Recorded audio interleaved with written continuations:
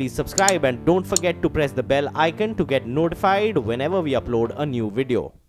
सरकार की सख्ती के बाद व्हाट्सएप ने मैसेज फॉरवर्ड करने से जुड़े कुछ नए नियम बनाए हैं। ये नियम चरणबद्ध तरीके से लागू किए जाएंगे। नए नियमों के मुताबिक एक मैसेज को केवल 5 लोगों को ही फॉरवर्ड किया जा सकेगा।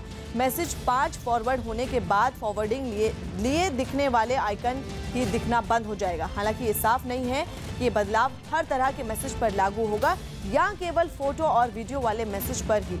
माना जा रहा है कि इस बदलाव से नफरत फैलाने वाले मैसेज तेजी से नहीं फैल पाएंगे। कंपनी ने दावा किया कि वो इस प्लेटफॉर्म का गलत इस्तेमाल होने से रोकना चाहती है। भारत में व्हाट्सएप इस्तेमाल करने वाले लोगों की गिनती 25 करोड़ से ज्यादा है। बिहार के मुजफ्फरपुर में सरकारी बालिका गृह में यौन शोषण के मामले में बड़ा खुलासा हुआ है। इस मामले में पटना मेडिकल कॉलेज अस्पताल ने जांच कर मेडिकल रिपोर्ट में बालिका गृह की 29 बच्चियों के साथ रेप की पुष्टि की है। मेडिकल रिपोर्ट में 10 साल और 7 साल की लड़कियों से भी गैंगरेप की बात सामने आई है। अब इस खुलासे से प्रशासन में हड़कंप मच गया और अब इस मामले की उच्च स्तरीय जांच की मांग शुरू हो गई है।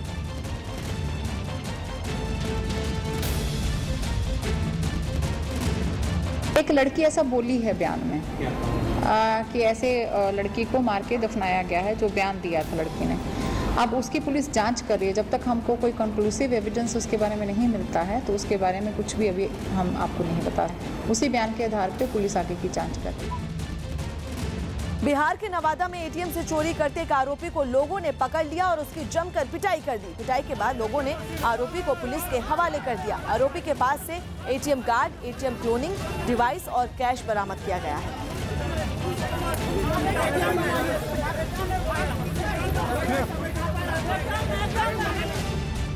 दक्षिण कोरिया ने समुद्र में एक ऐसे जहाज को खोजने का दावा किया है जो 113 साल पहले समुद्र में डूब गया था। दावा किया जा रहा है कि ये रूस की सेना का जहाज था जो साल 1905 में सोने की सप्लाई करने के लिए निकला था, लेकिन समुद्र में ही डूब गया। दावा किया जा रहा है कि उस वक्त विमान में करीब 20,000 किलो सोना मौजूद था। ये सोना अलग अलग तरह के सिक्कों और बिस्किट की शक्ल में था। इतने सोने की बाजार में कीमत फिलहाल करीब 8 लाख करोड़ रुपए से भी ज्यादा हो सकती है। ये सोना 5,500 छोटे बड़े बक्सों में भरा गया था और दावा तो ये भी किया जा रहा है कि जापान इस जहाज पर आक्रमण करने की फिराक में था। दक्षिण कोरिया के एक द्वीप के पास समुद्र में करीब 1400 फीट की गहराई में अब इस जहाज का मलबा मिला है। माना जा रहा है कि मलबे को निकालने का काम अगले 4 से 5 महीने में पूरा कर लिया जाएगा। तो जहाज का मलबा खोजने वाली कंपनी के मुताबिक जहाज में जितना भी सोना मिलेगा उसका आधा हिस्सा रूस को लौटा दिया जाएगा और 10% हिस्से से दक्षिण कोरिया के द्वीप ओलागंडो को विकास किया जाएगा, जिसके पास ये जहाज मिला है। मोदी सरकार के खिलाफ विपक्ष का अविश्वास प्रस्ताव शुक्रवार को रात 11 बजे के बाद हुई वोटिंग के बाद गिर गया। लोकसभा में हुए मतदान में सरकार के पक्ष में 324 वोट पड़े, जबकि विपक्ष में केवल 126 वोट पड़े। इस प्रस्ताव पर कुल 451 सदस्यों ने वोट डाले, जबकि टीआरएस, बीजेडी और शिवसेना ने मतदान में हिस्सा नहीं लिया। तेलुगु देशम पार्टी आंध्र प्रदेश को विशेष राज्य का दर्जा देने की मांग को लेकर अविश्वास प्रस्ताव लाई थी और कांग्रेस समेत कई विपक्षी पार्टियों के सदस्यों ने इस प्रस्ताव का समर्थन किया था। लेकिन इस अविश्वास प्रस्ताव को सदन में बुरी तरह हार का सामना करना पड़ा। प्रधानमंत्री ने कांग्रेस पर आरोप लगाया कि वो लोकतंत्र को कमजोर करने की कोशिश कर रही है।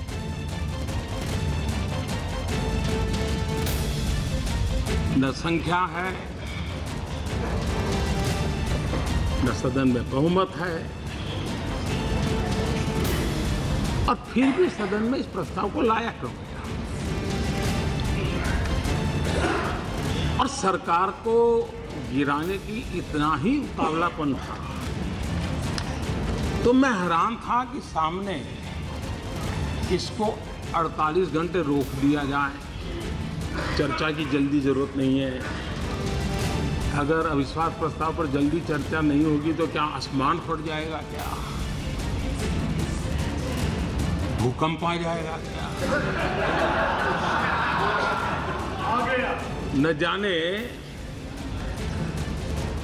अगर चर्चा की तैयारी नहीं थी, 48 घंटे और देर कर दो तो फिर लाए क्यों? और इसलिए मैं समझता हूं कि इसको टालने की जो कोशिश हो रही है वो भी इस बात को बताती है कि उनकी क्या कठिनाई है। न मांझी न रहबर, न मांझी न रहबर, न हक में हवाएं, न मांझी न रहबर न हक में हवाएं, है कश्ती भी जर्जर, ये कैसा सफर है। लोकसभा में अविश्वास प्रस्ताव पर चर्चा के दौरान अचानक राहुल गांधी प्रधानमंत्री के पास जाकर उनके गले लग गए, जिस पर प्रधानमंत्री ने उनके भाषण के दौरान तंज कसा। आपके अंदर मेरे लिए नफरत है, आपके अंदर मेरे लिए गुस्सा है, आपके लिए मैं पप्पू हूँ, आपके लिए मैं अलग अलग गाली दे सकते हो, मगर मेरे अंदर आपके खिलाफ इतना सा भी गुस्सा, इतना सा भी क्रोध, इतनी सी भी नफरत नहीं है। मैं कांग्रेस हूँ और ये सब कांग्रेस है, और कांग्रेस ने और इस भावना ने इस देश को बनाया है। इस बात को आप कभी मत भूलिए, और ये भावना आप सबके अंदर है, और इस भावना को मैं आप सबके अंदर से निकालूंगा। एक एक करके मैं आपके अंदर से, आपके अंदर जो प्यार है उसको निकालूंगा, और आप सबको कांग्रेस में बदलूंगा। धन्यवाद, नमस्कार। प्रधानमंत्री जी, हिंदू होने का ये मतलब होता है कि चाहे आप मेरे ऊपर जो भी फेंको। मैं तो हैरान हूँ आज सुबह भी कि अभी तो चर्चा प्रारंभ हुई थी, मतदान नहीं हुआ था, जय पराजय का फैसला नहीं हुआ था, फिर भी जिनको यहाँ पहुँचने की उत्साह है, उठो उठो उठो।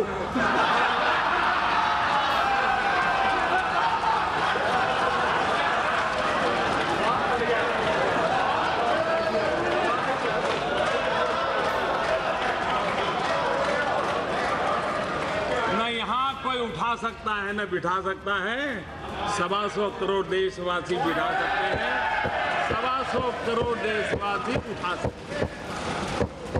लोकतंत्र में जनता पे भरोसा होना चाहिए, इतनी जल्दबाजी क्या है।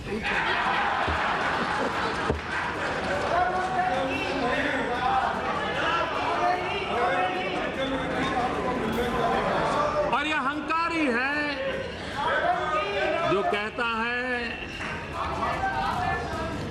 कि हम खड़े होंगे तो प्रधानमंत्री 15 मिनट तक खड़े नहीं हो पाएंगे। आदरणीय अध्यक्ष महोदय जी, मैं खड़ा भी हूं और 4 साल हमने जो काम किए हैं उस पर अड़ा भी हूं।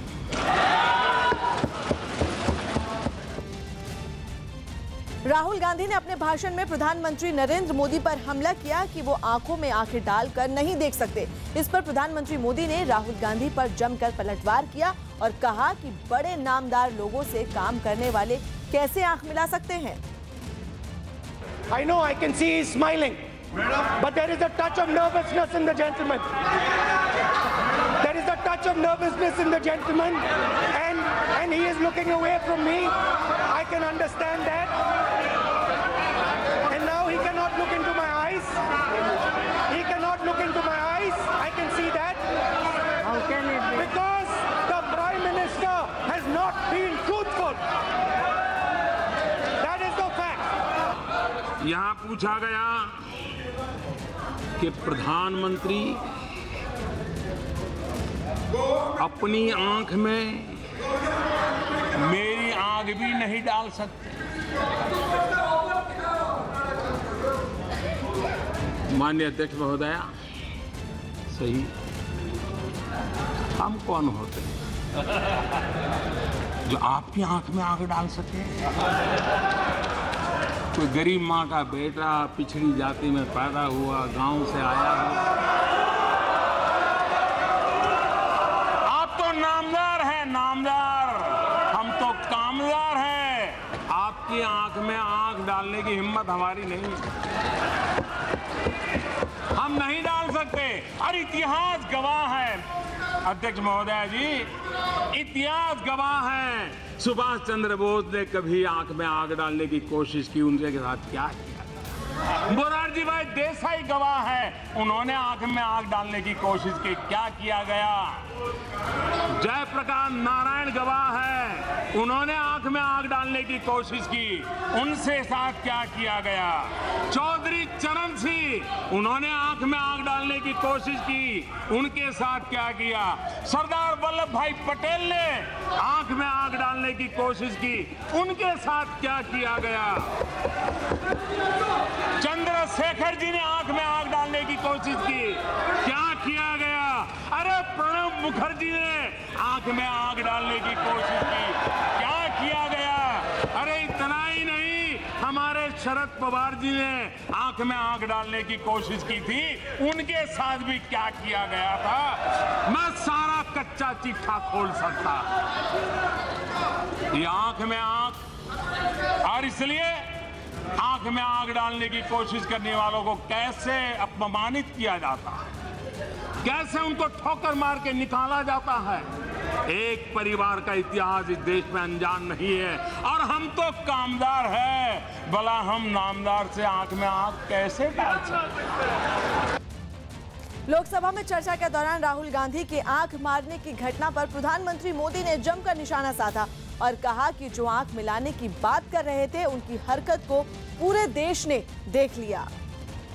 आंखों की बात करने वालों की आंखों की हरकतों ने आज टीवी पे पूरा देश देख रहा है, कैसे आंख खोली जा रही है, कैसे बंद की जा रही है। ये आंखों का खेल।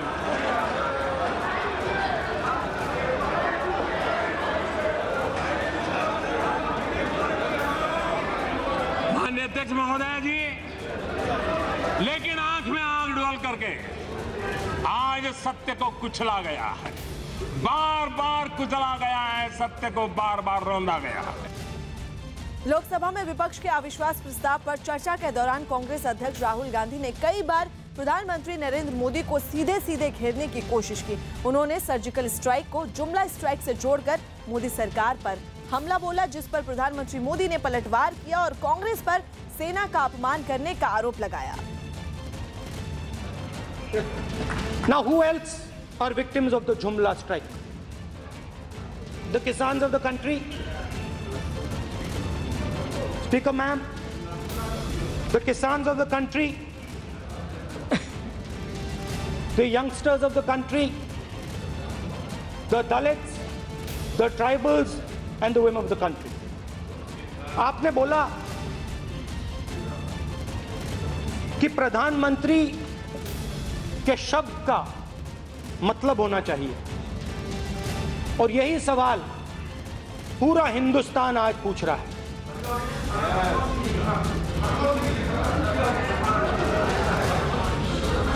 15 लाख रुपए हर व्यक्ति के बैंक अकाउंट में। जुमला नंबर 1, जुमला नंबर 1, जुमला स्ट्राइक नंबर 1, 15 लाख रुपए हर बैंक अकाउंट में। जुमला स्ट्राइक नंबर 2, 2 करोड़ युवाओं को हर साल रोजगार। रोजगार पे चलते हैं। 2 करोड़ युवाओं को रोजगार देने की बात की थी। पूरे हिंदुस्तान में 4 लाख युवाओं को रोजगार मिला। ये लेबर ब्यूरो के सर्वे के डिटेल्स हैं, मेरे नहीं है, इनके आंकड़े हैं। हिंदुस्तान के हर सिपाही जो सीमा पर होगा, जो निवृत्त होगा, आज उसको इतनी गहरी चोट पहुंची होगी जिसकी सदन में बैठ करके हम कल्पना नहीं कर सकते। जो देश के लिए मर मिटने के लिए निकले हैं, जो देश की भलाई के लिए काम करते हैं, उस सेना के जवानों की पराक्रम को, उन पराक्रमों को स्वीकारने का आपको सामर्थ्य नहीं होगा। लेकिन आप सर्जिकल स्ट्राइक को जुमला स्ट्राइक बोले, आप सर्जिकल स्ट्राइक को जुमला स्ट्राइक बोले, यह देश कभी माफ नहीं करेगा। आपको गालियां देनी है तो मोदी मौजूद है, आपकी सारी गालियां सुनने के लिए तैयार है। लेकिन देश के जवान जो मर मिटने के लिए निकले हैं, उनको गालियां देना बंद कीजिए। बिहार के भागलपुर में कार्यक्रम के दौरान कांग्रेस के कुछ कार्यकर्ता आपस में भिड़ गए। 2019 के लोकसभा चुनाव को लेकर वहां कांग्रेस के कार्यकर्ताओं की बैठक बुलाई गई थी, जिसमें बिहार कांग्रेस प्रभारी वीरेंद्र सिंह राठौड़ भी शामिल हुए। लेकिन बैठक शुरू होने के कुछ देर बाद ही कांग्रेस के दो गुटों के समर्थक एक दूसरे से मारपीट करने लगे। इस दौरान मौके पर मौजूद लोगों ने मारपीट कर रहे कार्यकर्ताओं को समझाने की कोशिश की, लेकिन कार्यकर्ताओं का गुस्सा शांत होने के बजाय और भड़क गया। कुछ देर बाद पुलिस भी मौके पर पहुंच गई और मारपीट कर रहे लोगों को अलग करवाया।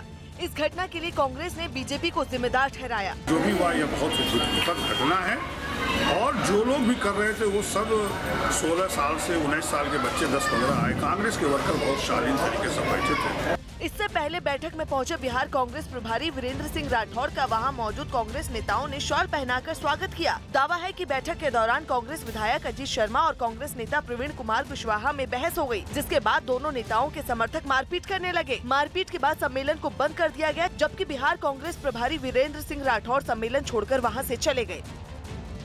मध्य प्रदेश के सतना में मुख्यमंत्री शिवराज सिंह चौहान मोबाइल फोन के टॉर्च की रोशनी में जन आशीर्वाद यात्रा की एक सभा को संबोधित करने लगे, क्योंकि उस जनसभा में मुख्यमंत्री के भाषण के दौरान अचानक लाइट चली गई, जिसके बाद सीएम ने वहां मौजूद लोगों से मोबाइल फोन निकालकर उसका टॉर्च ऑन करने की अपील की। जिनके पास मोबाइल है। सीएम की अपील के बाद वहां मौजूद लोगों ने मोबाइल फोन टॉर्च से रोशनी की। हालांकि जनता के सामने फजीहत होते देख शिवराज सिंह चौहान ने बिजली गुल होने के पीछे भी साजिश का इशारा किया। कुछ लोगों को तकलीफ थी, इसलिए हो सकता है जानबूझ के ऐसा किया, बाहर तो दिख रही है। जनसभा में बिजली जाने से पहले शिवराज सिंह चौहान ने मध्य प्रदेश में कांग्रेस शासन के दौरान बिजली व्यवस्था पर तंज कसा। बिजली मिलती थी मेरे बहनों और भाइयों कांग्रेसियों के राज में। शिवराज जब तक बोलते रहे तब तक बिजली नहीं आई और उन्होंने मोबाइल की रोशनी में ही अपना भाषण पूरा किया। बांग्लादेश से अहमदाबाद पहुंची एक लड़की मोबाइल फोन में मौजूद अपनी कुछ पुरानी तस्वीरें दिखाने लगी। इस लड़की ने पलक शुक्ला नाम के एक लड़के पर प्यार में धोखा देने और शादी के वादे से मुकरने का आरोप लगाया, जिसकी वजह से वो अपने प्रेमी को खोजने के लिए बांग्लादेश की राजधानी ढाका से अहमदाबाद पहुंच गई। लेकिन प्रेमी के घर पर पहुंचने पर लड़की को वहां ताला लटका मिला। अभी तक वो नहीं मिला। मुझे यही मैसेज है उसके लिए कि जहाँ भी हो मेरे साथ कांटेक्ट करो। लड़की ने अपने प्रेमी के साथ चल रहे रिश्ते को 8 साल पुराना बताया। मुझे मेरा 2010 से रिलेशनशिप चल रही है, थोड़ा चढ़ाई उतराई चल रही है। लास्ट और 10 जुलाई को मुझे कमिटमेंट किया रिलेशनशिप के लिए। प्रेमी के लिए दर दर की ठोकरें खाने को मजबूर लड़की ने फेसबुक के जरिए उससे संपर्क में आने का दावा किया।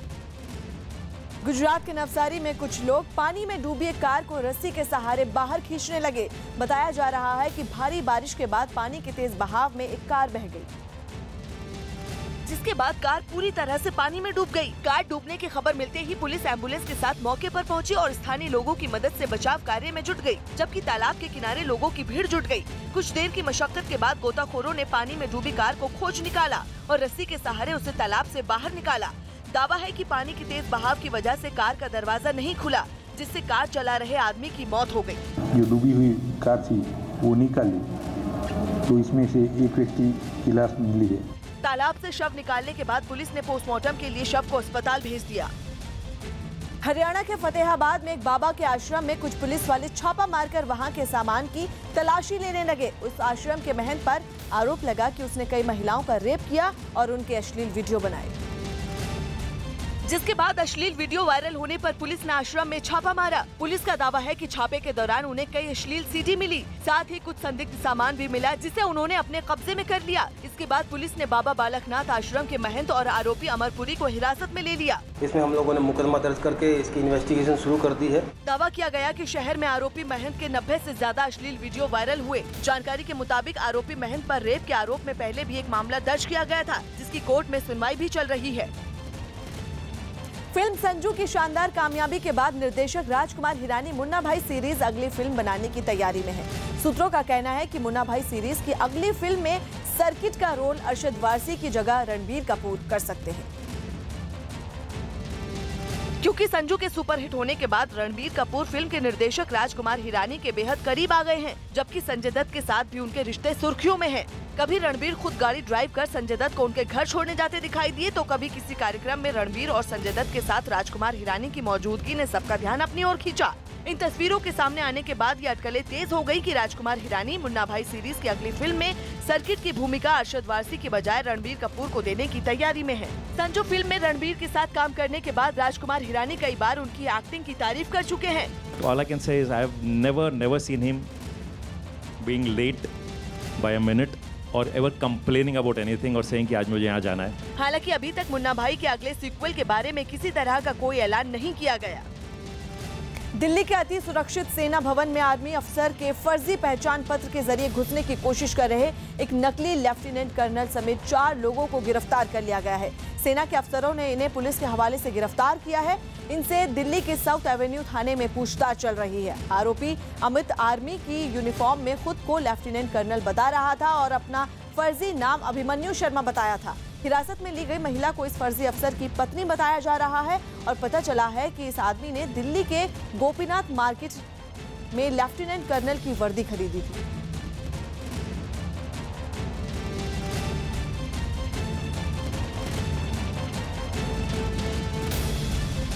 चंद्रयान 2 मिशन के तहत चंद्रमा से हीलियम धरती पर लाने की कोई योजना नहीं है, ये दावा केंद्र सरकार की तरफ से किया गया है। जबकि इसरो के अधिकारियों के हवाले से कुछ अखबारों में ये खबर छपी गई थी कि चंद्रयान 2 मिशन के तहत चंद्रमा से हीलियम धरती पर लाई जाएगी। ये हीलियम इतनी होगी कि इसके इस्तेमाल से 100 साल तक पूरी धरती के लिए बिजली बनाई जा सकती है। लेकिन केंद्र सरकार ने ऐसी खबरों को गलत बताते हुए साफ किया कि चंद्रयान 2 के तहत ऐसी कोई योजना नहीं है। चंद्रयान 2 के तहत इसरो अक्टूबर या नवंबर में एक रोवर को चंद्रमा की सतह पर भेजेगा। योजना के मुताबिक अगर सब कुछ चला तो 13 फरवरी 2019 को रोवर चंद्रमा की सतह पर ऊपर जाएगा। चंद्रयान 2 मिशन पर इसरो करीब 602 करोड़ रुपए खर्च करेगा।